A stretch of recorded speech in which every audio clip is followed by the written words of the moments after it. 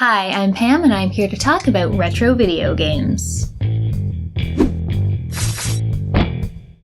Today I'm talking about another one of those late release NES games that I can't seem to get enough of. It's Wacky Races.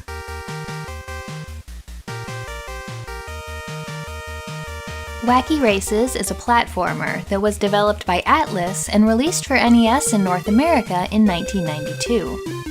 Based on the 1968 Hanna-Barbera cartoon, which ran for only one season, you play Muttley, sidekick to the villainous Dick Dastardly, and you're constantly trying to get him out of trouble. As the game opens up, you're shown 3 different areas with some very odd names: Hip Hop, Splish Splash, and Go Go America. The first level takes place in a forest full of log cabins and is a very easy introduction to the game. Muttley's main attack to fight back against the insects, snails, and plants you'll face is a very short-range bite. It can do the job, but it's not ideal. Luckily, you can get access to 4 other abilities, which are showcased at the bottom of the screen. Picking up bones lets you use them. You can activate whichever one is currently highlighted with Select. The first is Bomb, which allows Muttley to throw bombs at enemies, a much more efficient way of taking them out than biting. The next is Sonic Bark, another ranged attack which travels in a straight line rather than in an arc. Wing allows Muttley to float by wagging his tail as he descends from jumps, and the heart will give you 1 extra hit point, up to a maximum of 6, as well as refill your health. You can also collect diamonds, 100 of which will give you an extra life. Wacky Races is not a long game. There are 10 levels, each of which ends in a boss fight, and they're all fairly easy. Each level, whether you're in a castle, downtown, or a land made of cake, plays similarly. There are a variety of enemies that threaten you, and the occasional pit to fall in which will instantly kill you. There are only 2 levels which feel a bit different. The Ice Village, as you can probably guess, has slippery surfaces, which adds a bit of challenge. There's also an ocean level, the physics of which feels nothing like any underwater level I've ever played. Muttley is oddly buoyant, but as long as you constantly press in the direction you want to go, this doesn't impact you much. The bosses are also very similar. They're all in vehicles, likely a reference to the game's source material, and while they look different, they all do pretty much the same thing. They follow a path around the screen and can damage you if they hit you.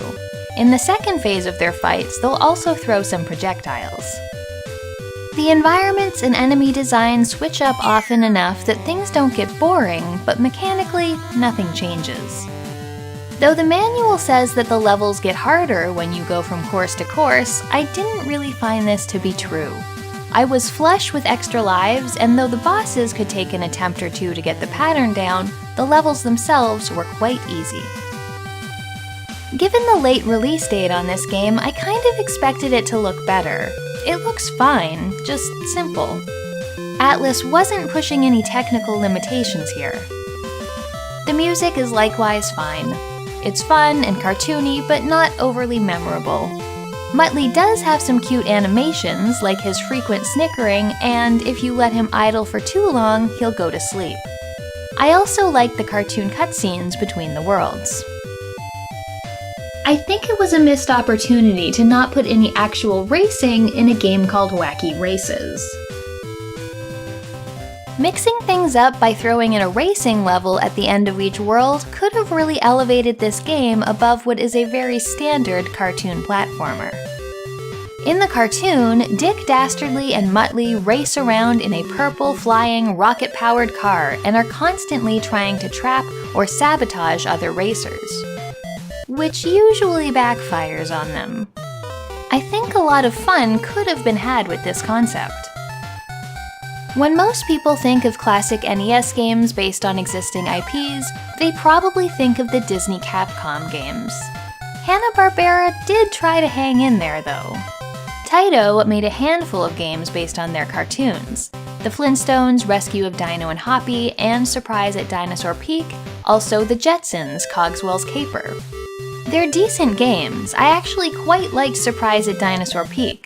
It's not remotely worth the price it fetches now, as most aren't, but it's worth finding another way to play. The Jetsons game even kind of plays like the Rescue Rangers games, with its focus on throwing boxes at enemies. Maybe the Hanna-Barbera games didn't do as well because the cartoons they were based on were so much older. They're all from the 60s, as opposed to the newer and more exciting Disney afternoon cartoons. Or maybe it was because all of the games released well after the Super Nintendo came out and people had moved on. Or maybe they just weren't quite as good. Wacky Races is fine.